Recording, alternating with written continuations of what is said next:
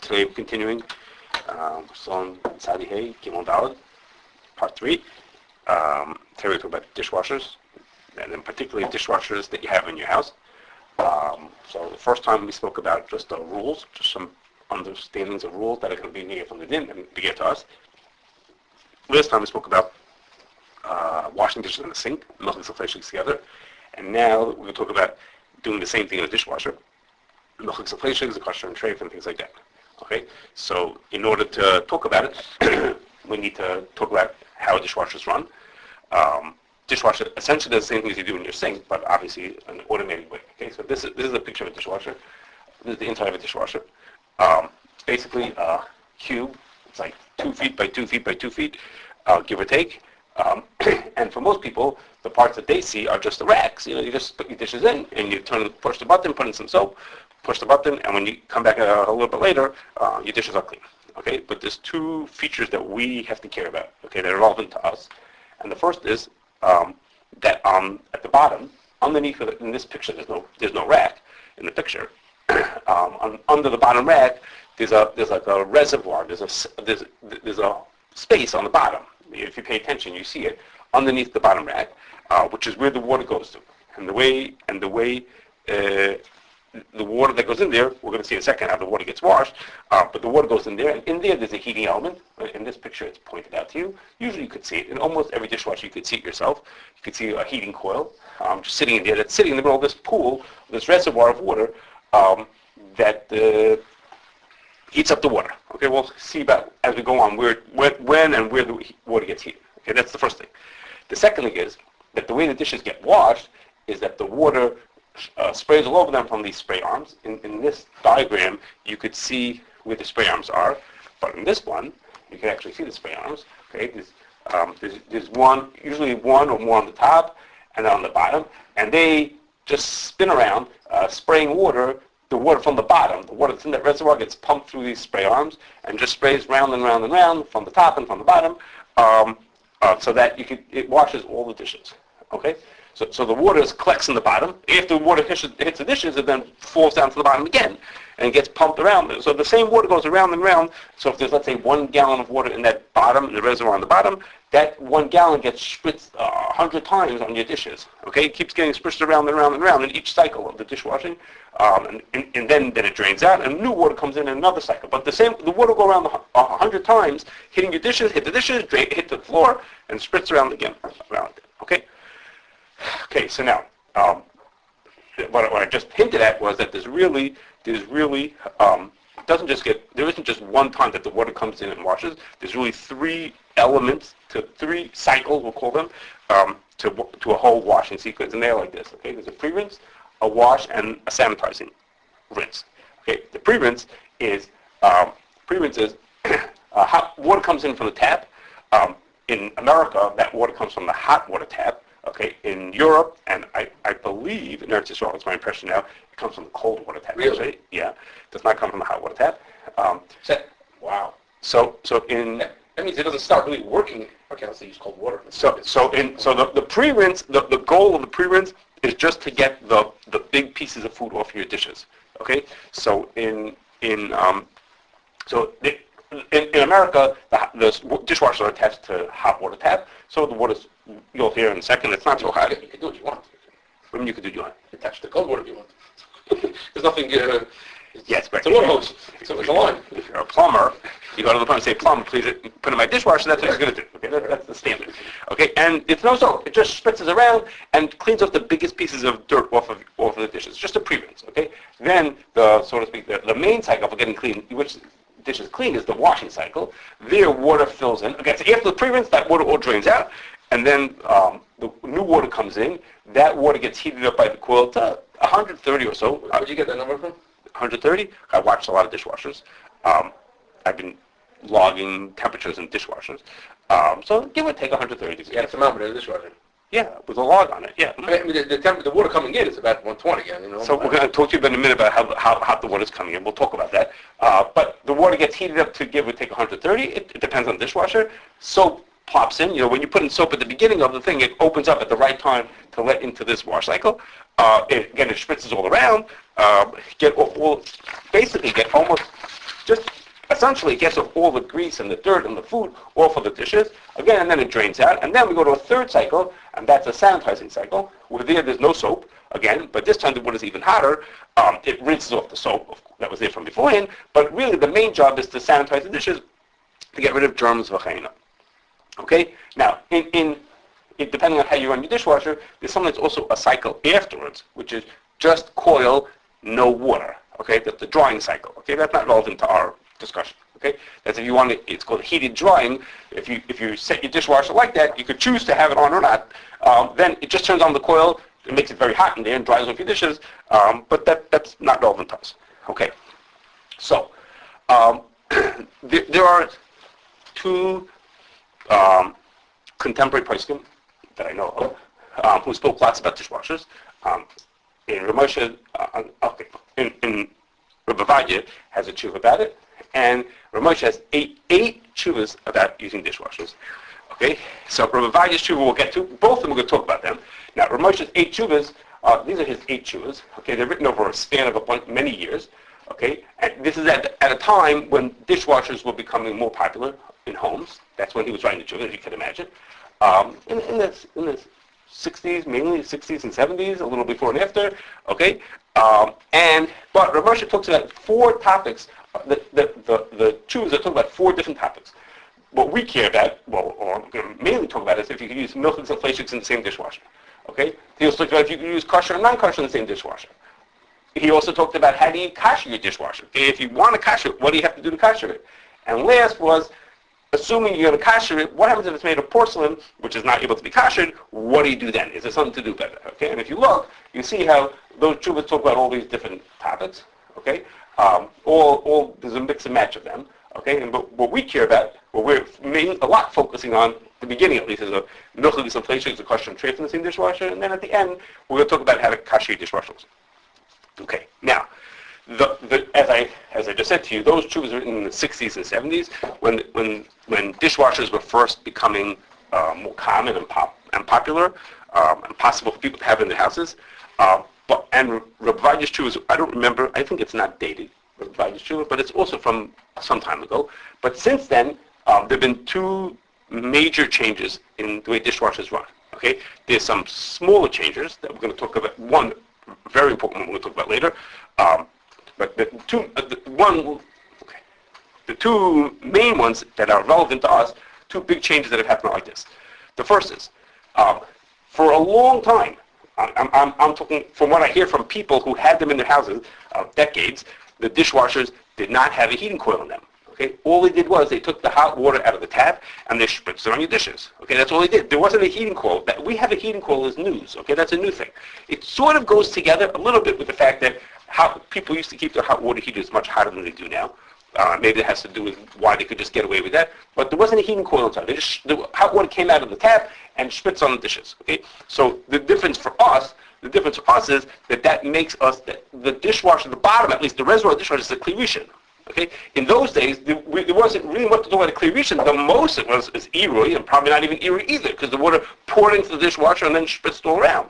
Okay, but for us, we have at least one part of the dishwasher, the bottom, that reservoir, which is a clerishin, at least in some parts. When the coil goes on, there's a fire that's cooking right in there. Okay, and to the point when I say that it's new that we have this. The tshuvas are not thinking about that. Is one of the later tshuvas to Moshe, you could see from the answer I'm about to show you that they obviously didn't say, wait a second, but isn't it a clerishin? You could see that was the person's question. And Ramosha's answer to the person is this that you told me that the water is cooked inside of there. He says, well, you move on klal, harei ein hakein, the inner mayim is bashlim shama. No, so why mayim can you do it? The water just comes in like that. It doesn't cook inside the dishwasher. 1975. Right. So things were changing. That was around when things were changing. This is one of the later tshuvas. He said, the person obviously said to him, wait a second, but it cooks inside of there. And Ramesh says, what are you talking about? Of course not. No, of course not. Now, it wasn't like Ramesh didn't know. It means that all the dishwashers that he ever looked at until then didn't have this. It's a newer thing that they have this coil inside. Okay, so that's a chumrah for us. Okay, the second thing is that because of consumer interest and government impositions and whatever you want to call it, dishwashers use much less water and energy than they used to. Okay, it used to be before 1994, dishwashers used a whole wash sequence, not a cycle, a whole sequence of washing the dishes from beginning to end could use 10 to 14 gallons. That's what they tell me. In other words, it's drained and refilled. That 10 gallons wasn't at once, but of the three parts that I told you, so if it uses 10 gallons, so there are 3 gallons in each one, give or take, let's say. Then, after 1994, the people started using less, got down to 6 gallons. In the past, 10 years, it's been down to 5 gallons. And there's a newer thing, relatively new, called Energy Star, that if your dishwasher wants to qualify for that, it has to use less than 3.5 gallons for the whole wash cycle. Okay, so the truth is that when part of the way, I'm going to say this later. Okay, I'll push that for later. So the first thing is like this. So the fact that we use less and less water than they used to, has a chumrah and a kula to it. Okay, the chumrah to it is that it makes it that it's almost for sure that the amount of isser that's in your dishwasher will not be Bitul b'shishim. Okay, it will not be Bitul b'shishim into the water. Meaning, when you use a lot of water, then think about how much food is left on the dishes, and it comes up a little bit in Ramosha's Shuvas, that the amount of food that's left over is within range that it could be Bitul. Okay, but when we're talking about using very little water, like we use now, it's almost impossible to achieve Bitul b'shishim. And here it's like this. I broke it down for you. Okay, now I have to tell you one more before I go. I'm going to take you back. Sorry, don't look at that. And that's like this. The part of the way that they save water, I could use the word a trick. Okay, part of the way that they save water is that the cycles are broken down into sub-cycles. So like the pre-rinse, there might not be one pre-rinse, there might be 3 pre-rinses. Or there might be 2 sanitizing cycles.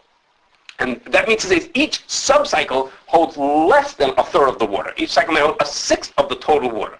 And that lets them save water because they could say their normal wash is 111. Okay? And that you only uses, an example I'm going to have for you, 2.9 gallons. But if your dishes are dirtier, there's a sensor that says if the dishes are dirtier, or if you choose to get a better wash, then it uses 5 gallons. So they can qualify as using less water by breaking up cycles. You could say what's called a normal cycle uses very little water. But basically, in truth, you could actually end up using more. Okay, because the sensor is going to say, these dishes are way too dirty. I can't clean those dishes with so little water. So they'll make 2 sub-cycles. Okay, so now, here's in this chart, it tells you how much water there is in a sub-cycle. Will tell you how much the isser would be to be Bitul b'shishim. Okay, so 2 gallons, would be a huge amount for nowadays. Okay, in the olden days, 2 gallons was nothing. There'd be way more than 2 gallons. Okay, but nowadays, 2 gallons is like a lot of water in a sub-cycle. This is the amount. Here's 8 tea lights. This is the amount that isser would be Bitul b'shishim. So when you wash your dishes, you must be kidding. Of course, there's going to be more than that amount of isser in there. Okay, but that's only if you use this relatively huge amount of water of 2 gallons in the sub-cycle. Okay, but if you use a little bit less, this would be from 5 gallons. If it had been 5 gallons total, so 1 2/3, and it will use this amount of it. Okay, I don't have here, but if 0.8 gallons, which is a more typical, 0.8 gallons in a sub-cycle is the size of an AirPods case. Okay, I couldn't get people to spare their AirPods cases, so I could bring them to show it to you. But if you've ever seen one, okay, it's really small. Okay, so because they're using less amount of water, that means realistically, there is no way that the isser that's in there is going to be Bitul b'shishim. Okay, as opposed to 40 years ago, 50 years ago, the amount of isser that was in there, it was within range. I can't say it was, but it was within range that it could be Bitul b'shishim. Okay, I'm never going to get this, but I don't really understand how to get it really ever be Bitul b'shishim. Because it's not, the isser is not just sitting in the water, all the full amount of water the whole time. The isser, the water is spritzed around, and therefore pockets and the stuff, there's pieces moving around. So how can you can ensure it? It's almost probably impossible that your Bitul will be constant. Your Bitul might have Bitul for a few seconds. You might have Bitul in place where the thing's plunked into the reservoir on the bottom. Right. But when it's getting sloshed around all over the place, and there's different amounts of water in different places, I don't really say you can, practically speaking, say that it's Bitul. So are you thinking about if you do milk exfoliations or kosher at the same time, or are you talking about if you're doing them one after the other? Because when we're doing the one after the other, we think about it, the whole thing is kosher, the whole thing is treif. I also look at treif is what? The dishwasher, right? You can't say this Bitul. I can't order, isn't it? Because my dishwasher's kosher, there's always going to be Bitul there. The guy had a guy. You held the dishwasher for 5 years. It's insane to assume that they could be Bitul there, no matter how much water they think it is. If every time it would be Bitul, then it wouldn't be a problem. But you don't have to argue about it. It doesn't make a difference. The water starts coming in. There's so many different stages and cycles, like you're saying, and the water gets spritzed around all over the place. Okay, I don't see how you can have. I don't see how you can have Bitul. I mean, okay, we have lots to do. So let's keep on moving. Okay, so now, there's another side lukul, and that is like this. Okay, and you have to just pause and think like this. When you put water into the, and this has to do with what you said before. When you put water into the dishwasher, okay, the reservoir holds this amount of water. So let's say in the bottom, towards the bottom, it holds a gallon. Okay, that's not unusual that the reservoir holds just a gallon, because the way they're going to do it, they're going to do cycles and subcycles. Once the bottom holds 1 gallon of water. Okay, that means is we take the water out of our hot water tap. So you said to me before, you said, wait a second, the water, I don't know if in your house, you said the water come out 130, 140 degrees out of that thing, okay? So it happens to be that it's considered safe to make your water only 120, but lots of people have it higher than that. Let's say the water in my house is 140, okay? I was in the house, the water is 139 degrees, it was coming out, okay? When you take 1 gallon of water out of the hot water tap and put it into the bottom, that water is not going to be Yatzel, not Yatzel even, okay?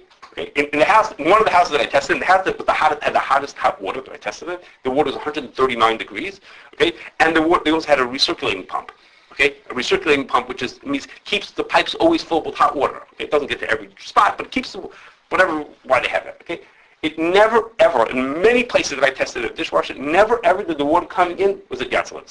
Same goes to the initial. Yeah, and the reason is because if you're only putting in 1 gallon of water, then there's water in the pipes. The pipes themselves cool it off. The dishwasher is cold. So it never, ever that I saw, I didn't test 1,000 of them, but all the ones that I tested, it never happened. And that has to do partly with how much water we put in. If you put in 5 gallons of water, let's think about washing your hands in the sink. You put on the hot water, it takes time until you get hot water coming out, okay? And think about it falling into a dishwasher, which is all cold. So in the olden days, it may have been hot, but nowadays it never ever happened that I saw that the water coming out came out. That it should end up being Yatzel. It usually dropped the Aruch 30 degrees. Okay, from the temperature, the real temperature of the hot water tank. I mean, when I let it run for a long time, how much the real temperature? It dropped the Aruch 30 degrees. Okay?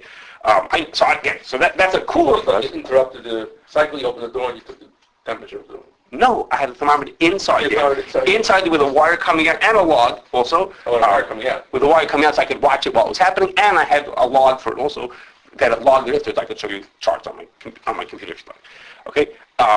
So yeah, we had it watching inside live while it was happening. Okay, so now, in order to talk this through, about using the same one for mainly for us it's milchus inflation. That's what the truths are about, and that's what most people think about it. Okay, is we're gonna talk about the 3 cycles. Remember, I told you there's a pre-rinse and a wash and a sanitize. We'll go with each one of them separately. Okay, then like the pre-rinse, the water is. I wrote 100 degrees. It usually was nowhere not even near 100 degrees. It's usually less than that. Okay, the coils are off. There's no soap, and there's loads of food stuck into there. Okay, so the simple reason why there's no town transfer is because it's not Yatzel. Okay, the water is not Yatzel, and it's a cliche. Okay, think what happens. The water pours into the bottom, and then it spritzes around. So there's no coil on, so it's a cliche, and there's not Yatzel. So there's no town can transfer. How did you know the coils are off?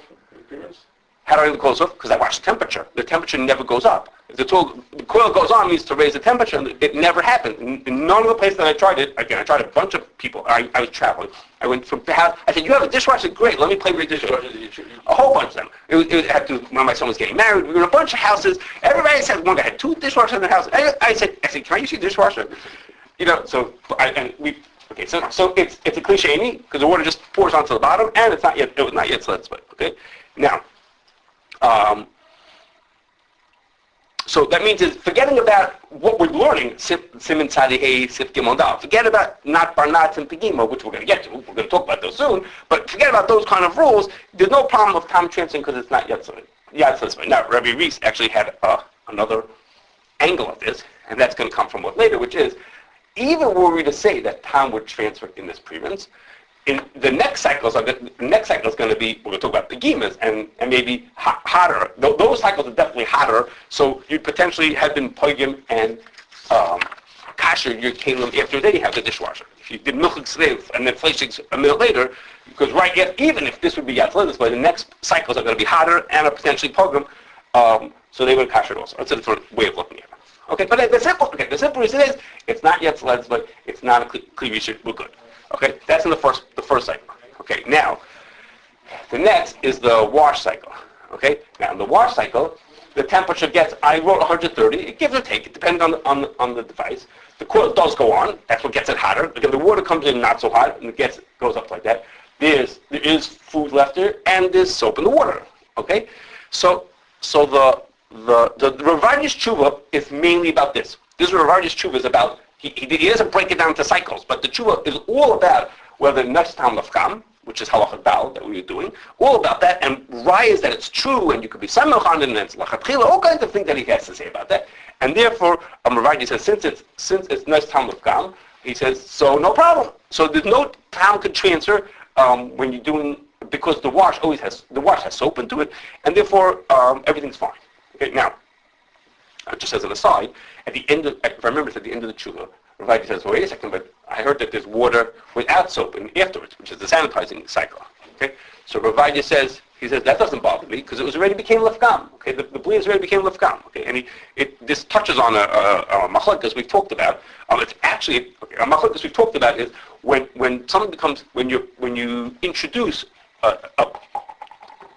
something that's pogum at Yad Zeledisboy. Does that ruin the taste that's balua inside also, or it only deals with Blios that come out? Not a chazanish about that. And it turns out that there's machlokes achronim right here in this din. I never knew that. But that chazanish that we've talked about in the past is actually a shayil achronim right here. The machlokes achronim right here. Placey right here in this din about whether that's true or not. Okay, this thing that we always think we follow chazanish that time has to come out in order to become pogum. It's that machlokes achronim right in this din. Okay, so that's what Ravaji says. Now, when we talked about in part 1 about Netzam of Gam, we talked about that the Machaber says yearly that if you put Afer into the water, then it's Pogum. And Achronim said, wait a second, maybe it is, maybe it's not Pogum. Okay? So they weren't so convinced. So at the time, we said that, really, if you want to know if something is Pogum, then you should, at least one part of this is to actually taste it and see if it's Pogum or not. Okay, there was a to-do in the Achronim there. Is the Machaber right? Is it Afer is or is not Pogum? So towards that end, I made up a mixture of water. Can we know if they're pre-rinse, if typically all the pieces of food are down the drain? They're not. They are not. Okay, that's what the wash is for. And I didn't put on a few here, but there's all kinds of interesting people out there. But you're going to take video of inside. Somebody put a GoPro inside of his dishwasher and did a video of it washing the dishes from the inside. What's GoPro? GoPro, it's a remote camera, a remote video camera. Okay. And he put it into a waterproof container. He put it in a waterproof container. And he put it into a waterproof, I think it's waterproof itself, but he put it into a waterproof container and he put it inside his dishwasher to wash. Now, unfortunately, he didn't do a real wash. He put like 5 dirty dishes into it. So you get to watch this guy for 2 hours, you get this the water spraying around. So I didn't put it on for you guys. But no, the pre-rinse doesn't get off all the food. Now, could it be that after the pre-rinse, the amount of Isser is Bitul b'shishim? There's what to think about that. I doubt it. And it's hard for me to believe. Just bear in mind, when we talk about milchiks and fleshik, there's no chanan. So what has to be left has to be basar or chalav. Okay, having food is not the problem. We have to have Isser. But even so, it was hard for me to believe that there wouldn't be that much meat left or grease left on as much as an iPod case. It's just hard to believe. I mean, an AirPods case. I mean, it not very much has to be there to not be Bitul b'shishim. There you have. So back to what I was saying was that you have to see if it's pogum. Is it pogum? So I made up mixtures of. It took a little digging to figure out what's the ratio of soap to water in the dishwasher. Okay, and made up a mixture to see is that mixture pogum or not.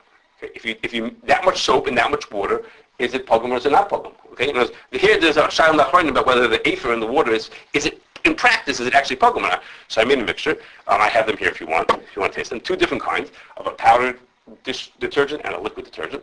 and I gave them, it's not kedem, no, it's just a bottle, at the ratio it's supposed to be. I gave it to a bunch of rabbinic people to taste. Okay, on one of basically they said they are lefkam. Okay, they said lefkam. If you want, you can have it here. I brought you cups if you want to taste. The one person said on one of them he wasn't sure, but everybody said on the other one, and everybody said on that one, everybody else, and everybody said on the other one that it was. And my assumption therefore is that it is qualified for lefkam, which is good. Okay, good for the Jews. Okay, and that's what Ravayya's tshuva is really all about. That is focused on this part. Okay, on whether they were saying this on lefkam, he sort of ignores the next part, which we'll be talking. Okay, and that's like this.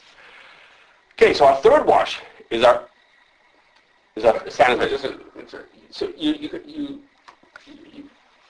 shown that the water in the dishwasher is in the stomach gum. Yes. It doesn't mean that the pieces of food that's in there is giving Tom's going to come out as gum. So no, but it's exactly the case that the Mechaber said. If you wash milchig and fleshig dishes together, don't worry about Tom transferring from one to the other because the Tom is lefkam. Okay, so what we're doing, we're just doing in a fancier case. Our water that's in there instead of Afer, we have soap, which if you remember from back then, it's exactly the same thing. We have Afer on our water that's keeping, and the time to transfer from the piece of meat from on the fleshig dish into the milchig dish has to pass through my water. To pass through my water, it becomes lefkam. Okay? I don't care whether the meat itself becomes pugum. I care if the as over here it doesn't have to pass through the water because the pieces are flinging against all parts of it. So you mean maybe the piece of meat itself banged into the mix. So I'm not sure about that, but I'm not sure why that's much different than when you wash the dishes. Think about it, you wash dishes in the sink. So what's the traffic? Yeah, the water's pumping, but how do we know that? Because Blios transfer through that water. I mean, the water's there. What do you think? It's perfectly dry. It didn't touch it. So the water's there. So everything's, we're assuming it goes off. That's a question. I've thought about that. But why don't you say maybe it didn't pass, or maybe the taste of the meat is like so strong that it sort of overwhelmed the pekimo. You know, I'm not sure. But essentially, we're making this exactly the case the Mechaber said, that we have something, the liquid in there is pugum, and therefore Tom can't transfer from one to the other. Okay, now, so our last part, we're not finished, but after this we will talk about Kashering also. Our last part is the sanitizing wash. Now, in this one, the water is even hotter, give or take 150 degrees, 150, 160, depending on what it was. Excuse me. The coil comes on for that. There's no soap, and there's no food, okay? Or there's essentially there's no food. Okay, so now the coolers we have from the first two parts don't apply over here. It is Yatzla display, and it's not Neistam Lefkam. Okay, but over here, and this is what Ramosha's chuvas are about. Okay, Ramosha's chuvas are about this cycle. He doesn't look about the other ones. He doesn't say cycle. He's talking about this part, and here is an example of not Barnat. Because what's going on over here, think what we have over here. We have dishes. The dishes, there's no more food left on them. All there is blia into the dish. We have a dish that had a blia into it, and now that blia is coming out into the water to go to the next dish. Okay, so it's not barnai. It's mamish the case. What the Mechaber said is that washing milchig and fleshig dishes together. That's what we're doing. There's no food. That's the Mechaber's case. He said there's no food left on. Well, the food is balta b'shishim, which is exactly our case. There's no food. If there's a tiny bit, it'll be balta b'shishim, and all we have is milchig dishes and fleshig dishes in the same dishwasher, in the same sink, in the case of the Mechaber, and it's a case of not barnat. Okay, there's lots. Ramesh has lots to say about not barnat. I told you there's 4 chuvas about it. So the one knot is into the kli, the next knot is into the water, and then doesn't affect other things. Okay, and Rabbi Vadia would be perfectly fine. Okay, now, but Ramesh says, but wait a second. He says, there's a problem, and the problem is that you can't, as I just keep saying, is you can only say not barnat if there's no food left. Ramesh says, but there's just things that hold the silverware. There's all kinds of places where the food could get stuck into there. So he says, the racks are going to could potentially have food left into them. And at this place, if there's food in here, we can't say not barnat. If there's going to be food left behind, there has to be food, a lot of food, but there'd be food left behind, we won't be able to say not barnat. So Ramosha says the only time a person could use the same dishwasher for milchigs and fleishigs is if you use separate racks. Okay, so obviously you can't wash them at the same time. If you have separate racks, you have to have separate times. And you have to have separate racks, but also the blia transferring, because time would transfer from one to the other, then make it into the kli, that's okay. Now, there's a second issue, which is I don't remember how much Ramesh talks about this, and that is, if we wash the milchigs and fleishigs together, we have to think about, for Ashkenazim, for Moshe, but not banai de bishul. Okay, then we have that angle of not banai the bishul also, which is we're washing milchiks and fleshig at the same time. Then the water is going straight from the fleshig to the milchiks. So I say the mechaber said it's okay, right? And the Ramah said it's not okay because not banai the bishul, you shouldn't do it. Okay, so that's only a concern if you wash them together. If you wash them one after the other, Rav doesn't say this, but I'm assuming that the reason why it's not a problem not banai the bishul is because there's like a lot of transfers for that to happen. Think what has to happen. There's one knot into the fleshig dish. Good. Then it's ideal to get from the dish into the water, into the machine, into the chamber. Then we take everything out, we put in new water, now it's going from the chamber back into the water, back into the milchuk dish. So we have a lot of knots. I'm assuming that's why we're not worried about not banai the bishul if you use separate racks. Okay. So I forgot to put in the thing. Okay. And there's no food left over, and therefore because there's no food left behind, or essentially no food behind, you could say not banai, Rav says, and again you have to have separate racks. On the dishes itself, it is like the irui. The dishes, how they became treif in the first place. Whatever, that's all the irui. Well, what happens if you put a pot into it? It's not like the irui. Why? Because there's a reservoir on the bottom. The dish is not. Oh, the irui in the dishwasher itself. Oh, you have to know how the plate became treif. The bleed into that. So yeah, anything that happens into the can would be like the irui. Correct, and therefore? No, nothing. So it cuts down on the amount of blias and transfers and... Yeah, I'm saying it's Kedei Klipa, no? It's Kedei Klipa. Correct. But so it's Kedei Klipa makes it easier to have Bitul. You're saying you have to be worried less about. No, I'm not talking about the Bitul. I'm not talking about the Bitul, but the amount of Blia in the Kalim, would only can't be more than Kedei Klipa. And therefore what? How's that? I don't know. So it cuts it down, but it wouldn't be a great way to set it up to make my milchuk dish have a fleshy Blia Kedei Klipa. That wouldn't be too great either, wouldn't it? No. Okay, now, so let me talk I'm not going to do this for real. I'm going to do this as much as I can. I have a lot of little words here to talk about. But how would we kasher, I think that was my way of, yeah. Okay, how would we kasher a dishwasher? Okay? How would we kasher it? So, for example, let me back up for a second. Rav Moshe's kulas said it's only mutter because of not barnat. So then not barnat doesn't work if it's treif. So if you had a treif dishwasher, you couldn't use it. And not barnat doesn't work for Pesach. Because chametz on Pesach is, we wouldn't say not barnat. It's Isser. So this is the tshuva, the tshuvas that say you can be makel, say you can only be makel for from milchiks and fleishiks. Use the same one with separate racks. But you cannot, he says, you can't use it for Pesach and you can't use it for treif. Which is for most people, that's what it would be relevant for. Okay, to say, I want to use my year-round dishwasher for Pesach, that not barnat is not going to work for that. Okay, so the person wants to kash the dishwasher. Okay, so there's three prerequisites to every kashering, which are, and I'll tell you how they're relevant over here. And one of those is the material has to be right for kashering. So if you have a stainless steel one, or you have a plastic one, if you kasher plastic, there are rubber parts, those you could kasher. But if you have porcelain, meaning porcelain enamel ones, then those can't be kasher. And Moshe, I told you, has, I think, two chuvas talk about that. Is there something you could do about that? Maybe waiting and a lot of kasherings, different things. So now they're not made out of porcelain anymore. Not very uncommon nowadays. There's a lot of stainless steel and plastic. Yeah. Right. So that's the first thing. And there's such a thing, but it's not so common anymore. Not so common. Okay. Second is, in order to kasher, the thing has to be clean. There has to be no more be'en left in it. Okay. So you have to clean it out. Now you'd think that's obvious, easy. It's a dishwasher. It cleans. That's what it does. It cleans. But once you look at the bottom of the dishwasher, you'll find that there may be lots of food left behind. Okay, there may be not lots. There may be food left behind on the bottom in the dish racks and things like that. I've taken apart the dishwasher, and it's impossible. The amount of food residue caked on over there is impossible. There's a lot, you're saying? Yeah, lots of that. I'm biased by one dishwasher I took apart, and it was like impossible. It was okay. So that's definitely an issue. It's now, so the different rabbis will tell you different things. Some of them tell you you can only kasher the chamber. The racks are hopeless. Get rid of the racks. They have too many holes in them. Okay. Some people say clean.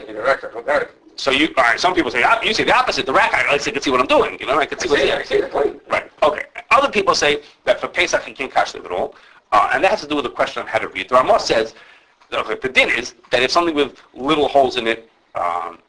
You have to clean it very well. And the Ramah says, and the meaning therefore is you can't kasher them at all if it has little holes in it. It's a question whether the Ramah is talking about only for Pesach or for year-round also. Pesach is worse. Dishwashers are maybe a little bit better. So some people will say, I think it's a serious. He tells people you could cash them for year round, but you can't cash them for Pesach. Okay, so different ways of dealing with this shiloh of how do you get rid of the be'en. And Mitzvah next time, not next time, well, next time live. Next time when we talk about commercial dishwashers, it's a also a question or this becomes an important issue for them also. Okay. And the last thing is, of course, it has to be Ein Ben Yoma. That's the easiest one to do. The Kashering cleans the Ein Ben Yoma. Okay, so the Kashering itself. So you say, oh, the Kashering itself is the easy part. I just turn it on and it cleans and washes. Go for it. It's easy. That's what it's meant to do. Push the button and off it goes. Okay, so I want to. Now, theoretically, permitting is that a person should always cash with roischin. You shouldn't cash with kabbalah kapoltei. It's not so realistic to get roischin. And therefore, you're satisfied with Kabbalah Kapoltei. Now, there's a Tshuva Moshe who talks about putting an Evan Lubenis into the water. I never heard of anybody does it except for one person. Rabbi Reese does it in his house when he cashes a dishwasher. Cashes a dishwasher for Pesach. Maybe he cashes it from treif. I don't remember what he said. He said that he used to put in the rock. And I have a whole lots of notes here about it. Exactly whether that makes sense and whether it makes sense for us. What? Okay, we can talk about it after. Because it gets the water very hot. That's the idea. It makes the water hot. You can turn up your boiler. Turn up the temperature of the boiler. Turning up your boiler is not going to... That's an interesting idea. It'll only do a limited amount. Because what's going on really is that you're going to get it heated up. Oh, actually, it's worse. I take that back. It's worse. It has to do the same problem. Okay, I'll tell you. With the Evan Lubenis is if the water coming in is too hot, the coils don't go on. If the coils don't go on, so you got hotter water, but you lost being a cleavation or an eruv of a cleavation. Remember, you want to kasher the bottom for sure you want to kasher as a cleavation, and the other part you want to kasher as an eruv of a cleavation. If your water coming in is hotter than the set point, then the coil doesn't go on. So you lose that. The rock does the same thing. The rock makes the water so hot that you lose your cleavation because the coil won't go on. Now, Ramesh, that wasn't a problem. He didn't have coils in his dishwasher. He couldn't kill it. He just wanted hot water. The hotter, the better. For us, it may be worse to put on the hot rock. Okay, that's a question. Maybe at the beginning you put it in, after later, that's a question. Okay, now, so we want to get the water to be as hot. So I'm telling you two pieces of information why that's not always so simple.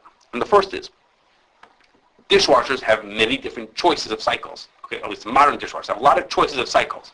So let's say in my house, we always put on the normal cycle. That's what we always do. Okay, and so if I walked into a house and said, I want to take the dishwasher from somebody who lived there before me, so it wasn't kosher, I said, run in the cycle and I should be okay. Okay, but the dishwashers have other cycles, like there's a pots and pan cycle. The pots and pan goes to a higher temperature. Okay, or there's a high temperature wash cycle, whatever they call it, they have different names for it. So I'm cashing from somebody else's use or from a way that it became trade. I mean, unless I know how it became trade, I'm cashing. Now, I have to think and find the highest temperature cycle. Even if I'm going to do the same thing and say, I'm going to just run a cycle, I have to find the hottest cycle, not what I would do, but the person who made it trade did, okay, which sometimes is a higher cycle. Okay, and then there's an extra quirk in a modern dishwasher. I hinted at this before, and that is modern dishwashers, in order to save water and save energy, have sensors in them. Okay, and the sensor says, I know how dirty the dishes are, and maybe I decide how much to wash these dishes. Okay, it washes based on how dirty your dishes are. Okay, well, guess what? If part of what the sensor does is that if the dishes are really not so dirty, then I don't have to make it so hot either.